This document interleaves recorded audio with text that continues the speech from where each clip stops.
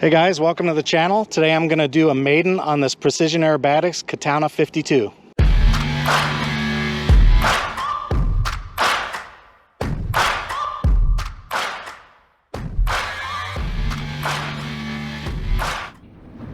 Before I fly, I'll give you a quick little rundown on this one. I'll put the motor spec in during post. It is a Emax GT motor. It's not the PA IPA combo. I use my own motor, and I'm using a Hobby Wing Platinum V4 60 amp ESC, and I've got some torque servos in the back. So as far as the assembly, this is just traditional PA stuff. It's superb. Everything on fit and finish was what it needed to be. And the one thing I will point out, if you look at these control horns, is you've got the carbon fiber extended horns, and there's a carbon fiber control rod into a plastic clevis and a metal clevis and a plastic ball link. There is no adjustment on these. So the main thing when you're setting this one up is to set up the plane so that you tape the control surface to the wing root and make sure your radio is on and everything is centered, no trim, no sub trim, before you glue it up. And you also want to make sure that arm is in that 90-degree spot, because there's absolutely no mercy on this one. You get no adjustment. So if it's not right, then the only way to fix it is to either replace the hardware or to use trim or sub trim or offset or some other mechanism on your radio. And you really don't want to use that on these types of planes. So just throwing that out there, that aside from the fact that these are fixed connections and control rods, everything on the plane was really super easy to put together. On the bottom, you can see I've got some carbon fiber gear and some plastic cuffs, and the wheel pants screw in.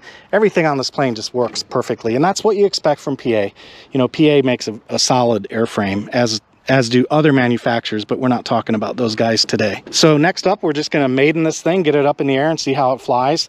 I'm going to take off, trim it out, and just do a couple maneuvers and then get it on the ground and look it over. And I will look this one over too, because you've got, everything is glued. Nothing is screwed in here. Everything's glued. And I do like to make sure that the epoxy hardened correctly and then I'm not losing or having any geometry changes on those linkages. So next up is the flight.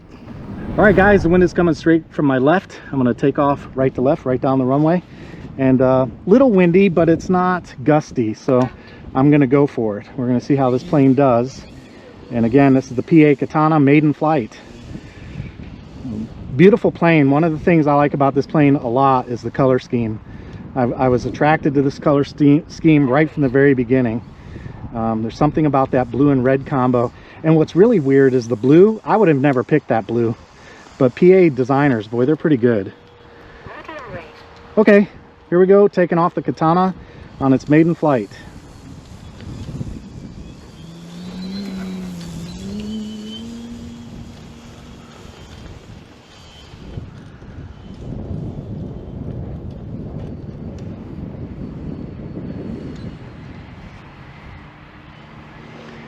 All right, I'm going to turn into the wind and just trim it a little bit. And it looks a little nose up right now, so I'm just going to bring that trim down just a touch. Maybe that was one touch too much. And that looks pretty straight. The wings are straight, and that's it. It sounds like I have about 3 or 4 clicks of up elevator, and that was it. Or actually down elevator, down elevator.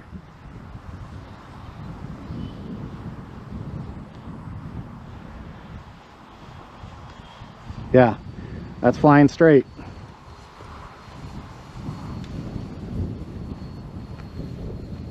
Beautiful plane. I love the color scheme. Definitely like that. All right, I'm going to turn around. I'm going to bring it in from the right and try to do some low flying down low so you guys get a look at it. And then I'll get up high. I'm going to do my yaw trim test, and I'm going to do the a loop, and we'll do a stall, and then I'll try and fly it just a little bit. And then we'll get around the ground and inspect it. We'll do a little bit of a low flyby so you guys can get a look at the plane.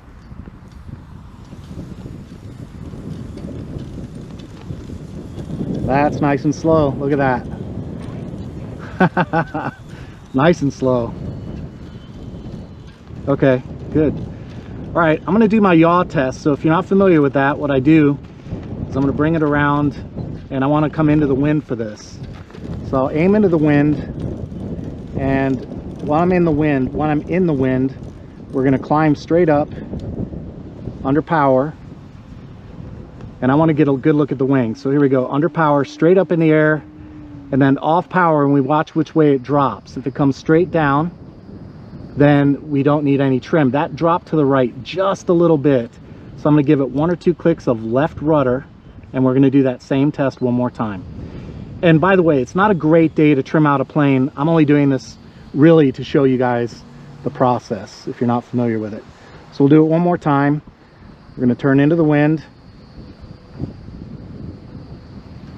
We're going to climb under power until it's straight up, kill the power, and see which way it drops. And that time it went to the left a little bit, and that's the way I trimmed it. So what that tells me is I'm right there. So I'm going to put 1 clicker right in, and I'm now done. All right, the last thing I want to do is a stall test. And I'm going to bring it in a little closer for the stall test because I've got some help on the camera today, and I want to give my cameraman a chance to catch it. So I'm going to bring it in a little bit closer, and we're going to do a stall test. And the idea on the stall test is just verifying that we don't have any nasty tip stall tendencies. I don't want to see one wing drop ahead of the other, and I want to see how it recovers. So again, into the wind. Now I'm going to climb up, put it into a pitch up, kill the power, and there's the stall, straight down, straight down. So that was really good.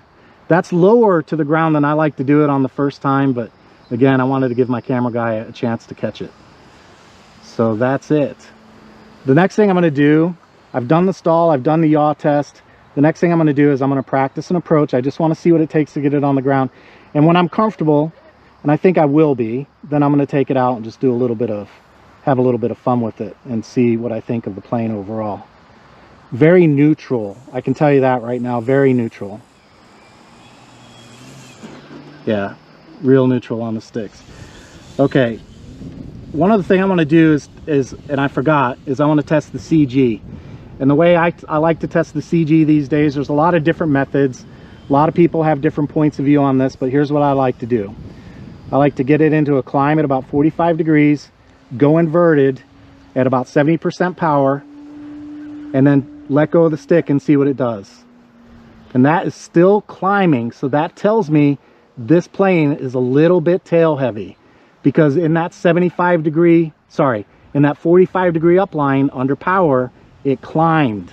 So that tells you it's a little bit tail heavy. The bad news about that is I've got a 2650 battery in this plane stuffed all the way forward right now. It's all the way forward. All right, I'm gonna put it in high rates. Maybe that's a bad idea. I think I might need a little more expo than what I have. That was really twitchy. Oof. Let's do, yeah, there we go. That's a medium rate roll, man. That's a lot. Okay, there's one other airframe test I want to do, and that is a loop. And the reason I do a loop is because that tells me if my empennage is square. So if my tail section is square. So I'm going to do a quick little loop here, see if it tracks straight through the loop. And yeah, that's pretty straight. So I'm good with that. That tells me, all right, mechanically this plane is where it needs to be. Everything left to do is based on software and settings. So I went into high rates, and boy, it got really too twitchy for my taste. All right, so let's see. Let's try a knife edge. I'll bring it around into the wind.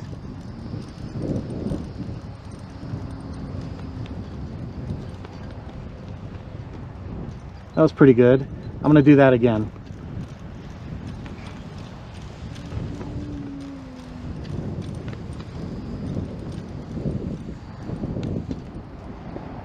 I need a little more throw on mid rates. Mid rates, it wasn't holding very well, so.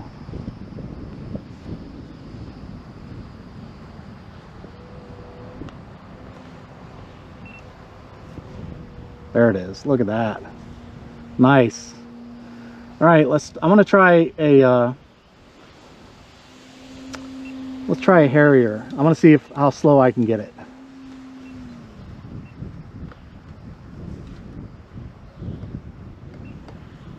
All right, that's full up elevator on mid rates, and it's getting away from me a little bit, so I'm going to add power and come around.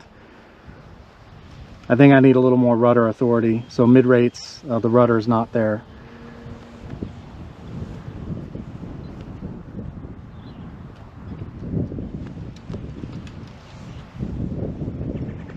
one other little thing. Let's try a flat spin. Let's see what happens on a flat spin.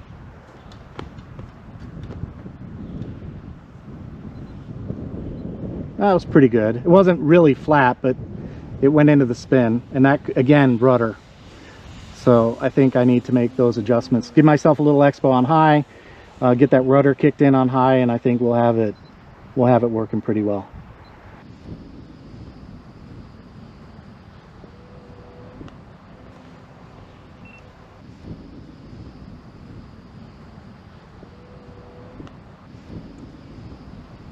Thanks for filming for me, Tim. I appreciate you. All right, guys, I put a smaller battery in it, and I want to check that CG one more time. So I put a smaller 2200, and I stuffed it as far forward as I could make it. So it's a 2200 4-cell. I just want to check that balance one more time. So I've got wind coming. I've got a right crosswind, so it'll probably turn into that wind just a little bit. But here we go. Yep, there's the turn.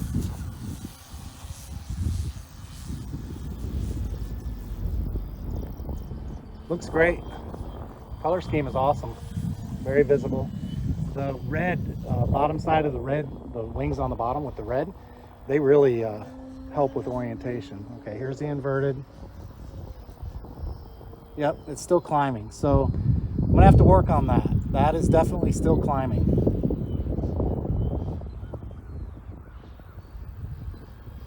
I mean, it doesn't feel like it's on the edge of control or anything. I don't have a problem flying it, but it is definitely tail heavy because with not a whole lot of power, it was definitely climbing.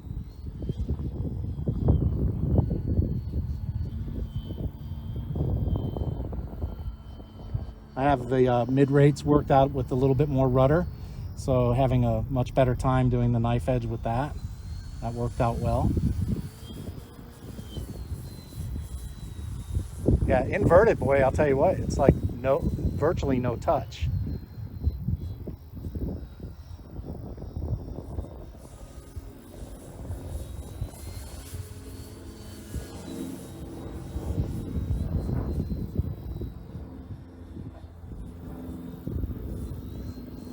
Yeah, virtually no touch on the flying inverted. It's just basically flat.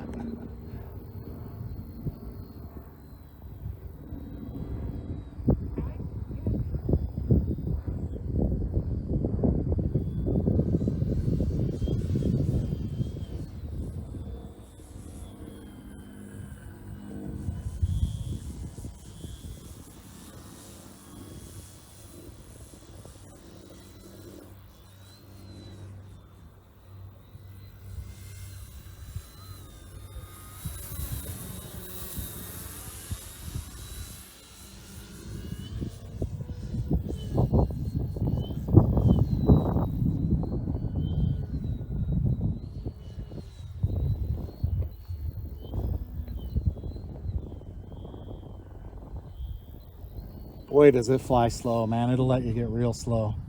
Super lightweight, light wing loading. Very slow.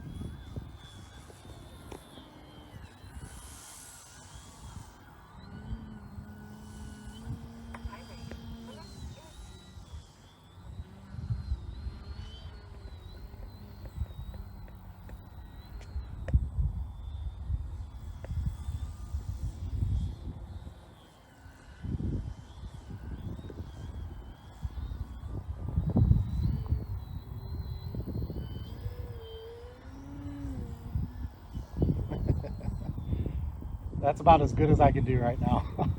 That wasn't great, but it'll have to suffice. I'm gonna try the, I've got the high rates. I added some expo, so I'm gonna try that Harrier again. See if I can get it to flatten out a little. Yeah, a little bit of wing rock on this one. Don't see that on my Extreme Flight Extra 300, but this one's rocking a little.